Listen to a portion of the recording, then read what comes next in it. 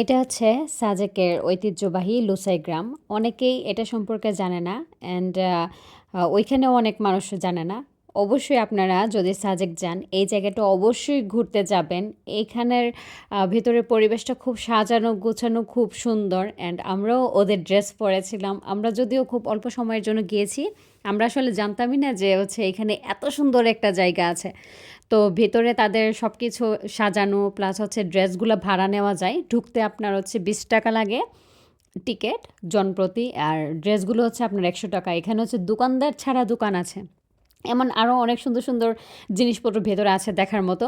আমাদের সময় স্বল্পতার জন্য আমরা নিচে যাইতে পারি নাই। এইখানে মানে পুরো একটা গ্রাম অ্যান্ড হচ্ছে এটা মনে হয় বর্মীদের মানে উপজাতি একটা নাম ছিল, আমি ওইটা ভুলে গেছি। ওদের ড্রেস এটা।